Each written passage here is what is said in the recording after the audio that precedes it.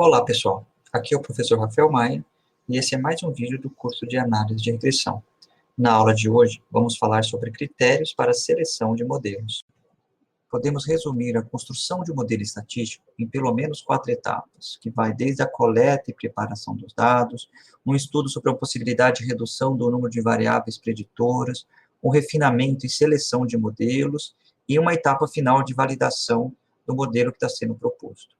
Nos vídeos seguintes, este e os próximos 2 vídeos, a gente vai estar focado nesses 3 últimos tópicos. No vídeo de hoje, a gente vai focar em métodos de redução de variáveis preditoras. Se considerarmos que temos P-1 variáveis preditoras, e podemos construir modelos com 1, 2, 3, até P-1 variáveis preditoras, ao todo são possíveis de serem construídos 2 elevado a P-1 modelos distintos. Nós precisamos, então, estabelecer critérios que nos permitam selecionar qual desses modelos é o mais adequado para o nosso conjunto de dados, né? Dito de outra forma, identificar qual subgrupo das variáveis que a gente tem disponíveis como variáveis preditoras são as mais adequadas, são as melhores para serem inseridas no nosso modelo, ok? Na literatura, existem vários critérios para a seleção de variáveis ou para a seleção de modelo. Aqui nesse vídeo, nós focaremos em 6 critérios. O primeiro critério do qual vamos falar é o coeficiente de determinação, o famoso R².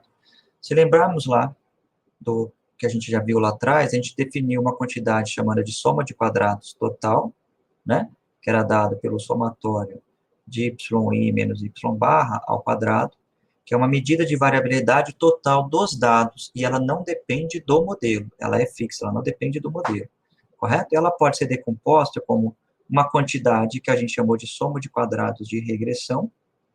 Vou colocar aqui de parâmetro P, a soma de quadrado de regressão, ela é dada por somatório de yi menos y chapéu ao quadrado, mais a soma de quadrados dos erros também de parâmetro P, somatório de y chapéu menos y barra ao quadrado.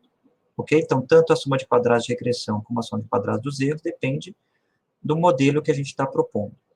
Certo? E a gente definiu o R² como sendo a soma de quadrados de regressão dividido pela soma de quadrados total. Correto? Qual que é a interpretação dessa estatística? Ela é uma medida que vai de 0 até 1, né? É uma proporção. Ela está dizendo o quanto da variabilidade total dos dados que é explicada pelo modelo de regressão que está sendo proposto. Ok? Uma outra forma de escrever essa quantidade aqui é o 1 menos a soma de quadrados dos erros sobre a soma de quadrados total. Ok?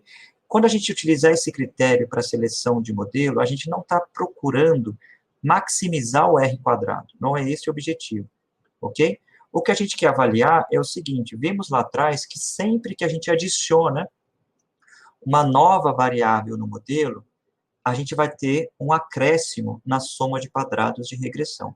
Se temos um acréscimo na soma de quadrados de regressão, automaticamente nós temos um acréscimo no R², ok?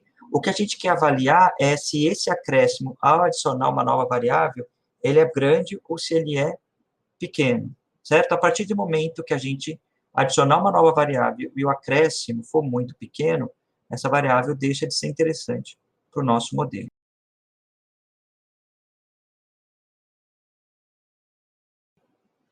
Vamos considerar um exemplo onde temos 4 variáveis preditoras. Se considerarmos apenas os efeitos aditivos, ou seja, não incluímos no modelo os efeitos de interação entre as variáveis, são possíveis de serem construídos 2 elevado a 4 modelos, ou seja, 16 modelos possíveis. Ok? O que a gente pode observar? Se a gente ajusta modelos com apenas uma variável preditora, a gente tem aqui os valores de R², e a gente observa que a variável x3 é que apresenta maior R², 0,428, seguido da variável x4, com 0,4222, ok? Se consideramos modelos com 2 variáveis preditoras, nós temos o seguinte, os modelos com maiores R² são o x2 combinado com o x3, que temos um R quadrado de 0,663, seguidos do modelo x1 combinado com x3, que tem um R quadrado de 0,549, ok? Se considerarmos o modelo com 3 variáveis preditoras, a gente tem um ganho no R quadrado, por exemplo, quando a gente considera as variáveis x1, x2 e x3, que o aumento vai para 0,757, ok? Esse é o maior R quadrado que a gente tem com 3 variáveis preditoras. Observem que se a gente inclui todas as variáveis preditoras no modelo, ou seja, x1, x2, x3 e x4, o R quadrado aumenta e ele vai para 0,759, ou seja, quando a gente sai do modelo, deste modelo aqui com 3 variáveis preditoras, e vai para o modelo com 4 variáveis preditoras, o ganho no R quadrado é muito pequeno. Então, se aqui nós tivéssemos utilizando o R quadrado como um critério de seleção, possivelmente ficaríamos com este modelo aqui. A gente costuma dizer que aplicamos na seleção do modelo a regra da parcimônia, ou seja, o modelo mais simples. E para nós, o modelo mais simples é sempre o modelo com o número menor de parâmetros. Aqui nós temos uma representação gráfica do que acontece com R quadrado à medida que a gente vai aumentando o número de parâmetros do modelo, ou, dito de outra forma, que acrescentamos novas variáveis preditoras ao modelo. O primeiro é o modelo com um parâmetro, ou seja, o modelo apenas com intercepto. Aqui nós temos os modelos com 2 parâmetros, o intercepto e uma variável preditora. E aí cada pontinho representa um modelo distinto, ou seja, com cada uma das 4 variáveis preditoras. Aqui nós temos os 2 modelos candidatos com maiores R quadrado. Ok? Quando a gente tem incluir três parâmetros, ou seja, 2 variáveis preditoras, a gente consegue ter um salto aqui do R quadrado. Então, este modelo aqui é o que tem maior R quadrado com 2 variáveis preditoras, que a gente viu no slide anterior. Quando incluímos mais uma variável preditora e aumentamos o número de parâmetros de 3 para 4, a gente também tem um aumento aqui significativo do R quadrado. No entanto, o modelo com 5 parâmetros, como a gente discutiu no slide anterior, com apenas 4 variáveis preditoras, apenas não, mas com todas as variáveis preditoras, o ganho no R quadrado é muito pequeno, ou seja, não tem um aumento significativo do R quadrado, e por isso que nós ficaríamos como candidato um modelo com 4 parâmetros ou com 3 variáveis preditoras. Uma das desvantagens do R quadrado é que ele não leva em consideração o número de parâmetros no modelo, né? Ele sempre cresce à medida que você aumenta o número de parâmetros, ou, dito de outra forma, você adiciona uma ou mais variáveis preditoras ao modelo. Uma alternativa é utilizar o R quadrado ajustado. Vocês já devem ter visto esse R quadrado ajustado nas saídas do R. Esse R quadrado ajustado é muito parecido com o R quadrado, no entanto, ele aplica uma penalização aqui, que é dado por n menos 1 dividido por n menos p. Quando a gente multiplica a soma de quadrados dos erros pela soma de quadrados total por esse coeficiente, o que a gente tem é o seguinte: a soma de quadrados dos erros dividido por n menos p nos dá o quadrado médio do erro, né, que a gente conhece lá da tabela de análise de variância. Portanto, o que a gente tem?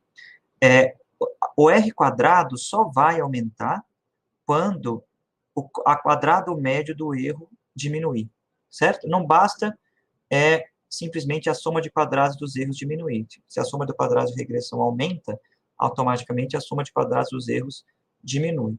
Aqui, para o R quadrado aumentar, ele só vai aumentar quando o quadrado médio do erro diminuir. Ou seja, ele está levando em consideração o número de parâmetros do nosso modelo. Se considerarmos o exemplo anterior, com o mesmo conjunto de dados com 4 variáveis preditoras, nós temos que o modelo com 3 variáveis preditoras, x1, x2 e x3, apresenta um R quadrado ajustado de 0,743, correto? Quando nós incluímos todas as variáveis preditoras no modelo, as 4, nós temos um R quadrado de 0,74, ou seja, o R quadrado aqui é menor do que o R quadrado com as 3 variáveis preditoras. Como o nosso objetivo é obter um modelo com o maior R quadrado possível, R quadrado ajustado, o nosso modelo candidato é o modelo com essas 3 variáveis preditoras, x1, de x2 e x3.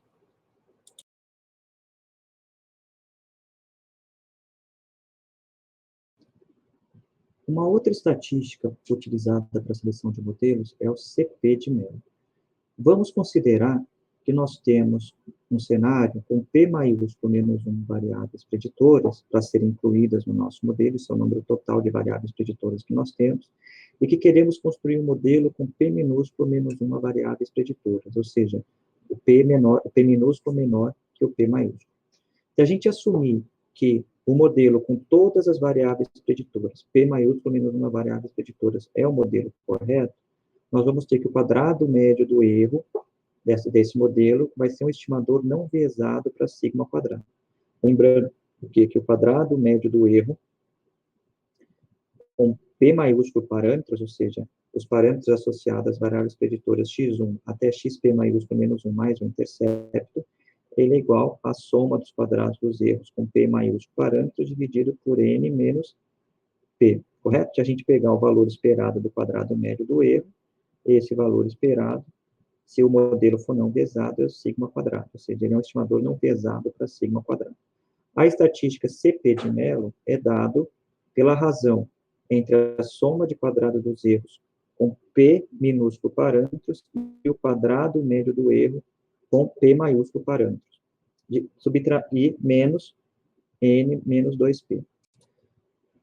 Se a gente assume que o modelo com P minúsculo menos 1 variáveis é o modelo adequado, nós vamos ter o seguinte, que o valor esperado da soma de quadrados dos erros com P minúsculo parâmetros, subtraído de N menos P, vai ser igual a sigma quadrado, ou seja, isso aqui é o quadrado médio do erro com P minúsculo parâmetro, ou seja, ele também é um estimador não viesado para sigma quadrado. E, portanto, se eu pegar, então, a razão entre a soma de quadrados dos erros com P minúsculo parâmetros e o quadrado médio do erro com x1 até xp menos 1, isso aqui vai ser igual a NP. Correto? Porque da onde vem isso? Daqui a gente tem que o valor esperado da soma de quadrados dos erros com P minúsculo é igual a N menos P, que multiplica sigma ao quadrado. Então, esse valor esperado aqui é sigma ao quadrado vezes N menos P, dividido por sigma ao quadrado, supondo que tanto o modelo com P maiúsculo menos 1, quanto o modelo com P minúsculo menos 1 é um modelo adequado, que é igual a N menos P, e, portanto, o quadrado do médio dos erros. E os dois modelos vão ser estimadores não viesados para sigma ao quadrado. Portanto, o CP de Mello, se o modelo for adequado, se o modelo com P menos uma variáveis for adequado, isso aqui vai ser aproximadamente N menos P menos N menos 2P, correto?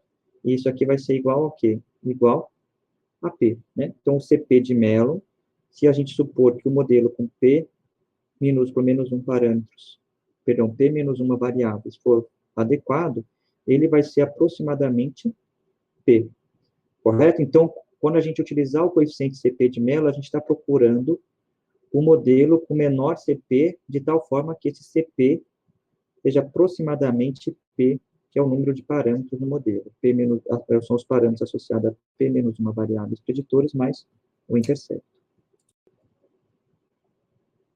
Vamos considerar de novo o exemplo onde a gente tem 4 variáveis preditoras, x1, x2, x3 e x4. Portanto, P menos 1, com P maiúsculo menos 1 é igual a 4, correto? O número de parâmetros vai ser igual a 5. E a gente quer incluir o modelo apenas a variável x4. Nesse caso aqui, o nosso P minúsculo é igual a 2. É o beta 0 com o intercepto, mais o beta associado ao x4. O CP de Mello para este modelo, com 2 parâmetros, onde a variável x4 ela é inserida no modelo, isso é igual à soma de quadrados dos erros apenas com a variável x4, dividido pelo quadrado médio do erro com as variáveis x1 até x4, menos n menos 2p. Nesse caso aqui, o p é igual a 2. Então, se a gente voltar para os dados que a gente tinha nos exemplos que trabalhamos anteriormente, aqui nós temos o modelo ajustado só com x4, e aqui nós temos o modelo ajustado com as variáveis x1 até x4, né? A soma de quadrados dos erros do modelo só com x4, a gente obtém aqui, da função ANOVA, é igual a 7,4. O quadrado médio do erro do modelo com as variáveis x1 até x4 é dado aqui na tabela, é a soma de quadrado dos erros dividido pelos graus de liberdade, que vai ser igual a 0,629. São 49 graus de liberdade, N menos P, né, que é o P maiúsculo, certo? N é igual a 54, é o número de observações, e P minúsculo é igual a 2, que é o número de parâmetros do modelo que está sendo avaliado, esse modelo aqui. Nesse caso aqui, o CP de Mello é de 67, ou seja, ele é muito grande. Ele é muito maior do que P. Então, provavelmente, este modelo aqui, ele não é um modelo muito bom e não é melhor que o modelo com 4 variáveis preditoras.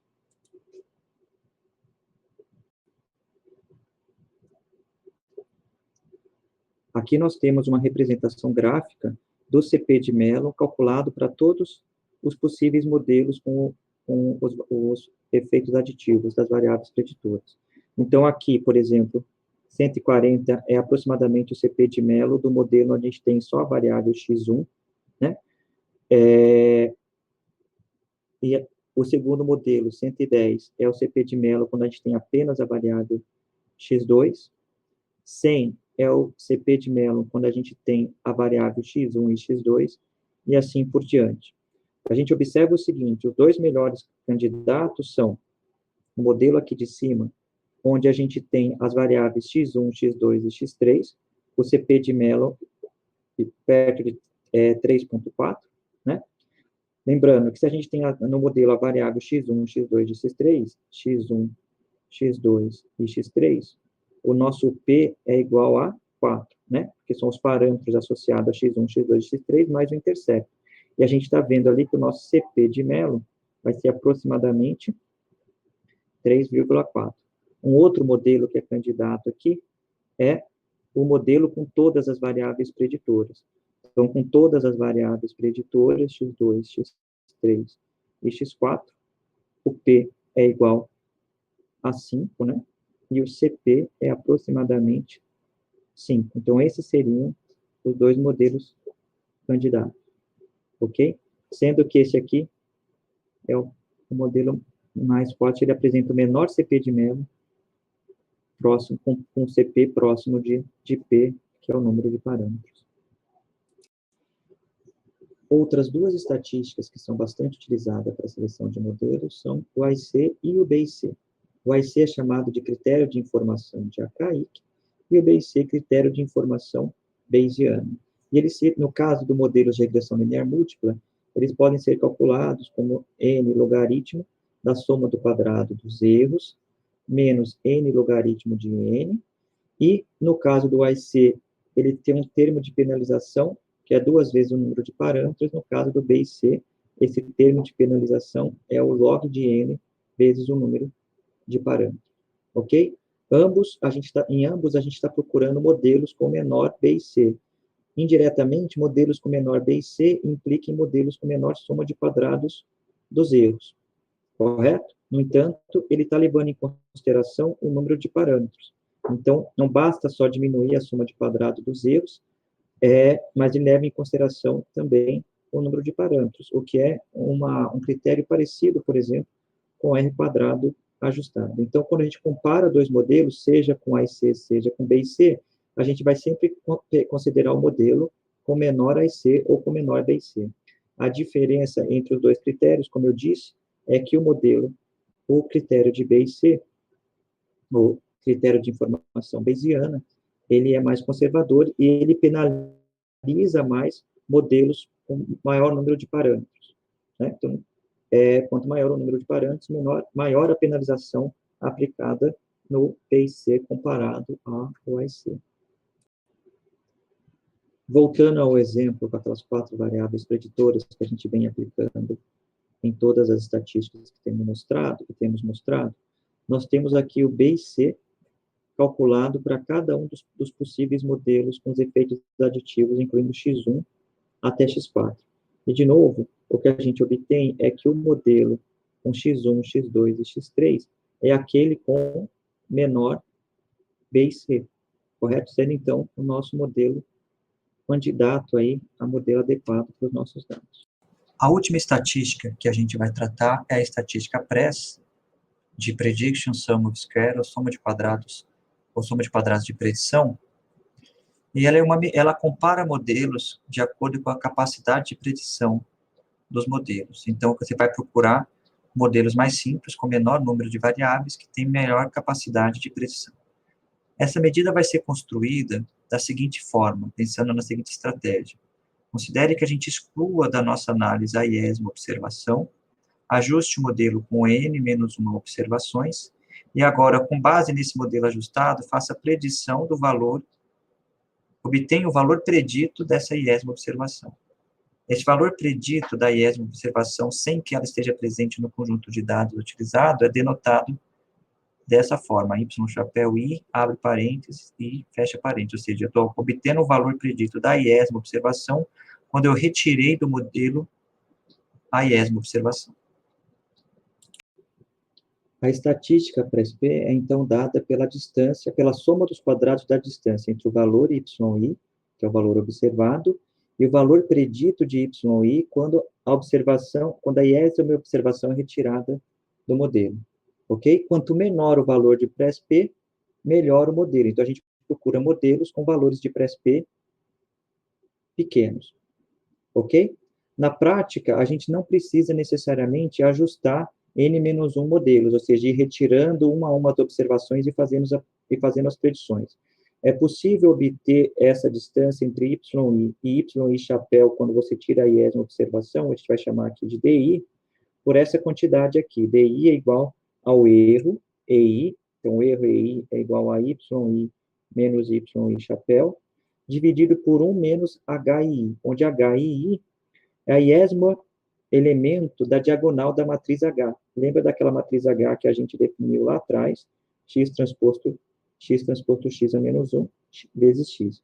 Então, o iésimo elemento da diagonal dessa matriz a gente está chamando de HI, e essa quantidade aqui é possível mostrar que ela é exatamente a distância entre yi e o yi chapéu quando eu não tenho no meu conjunto de dados a iésima observação.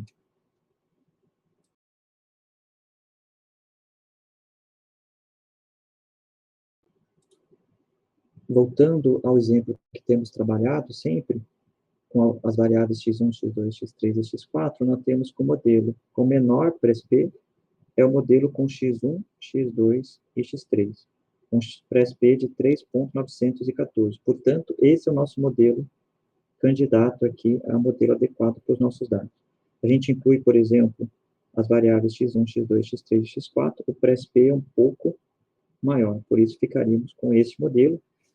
Aqui, nós, coincidentemente, todas as estatísticas nos levam ou nos indicam exatamente o mesmo modelo, x1, o modelo com as variáveis x1, x2, x3, mas não necessariamente isso vai sempre acontecer.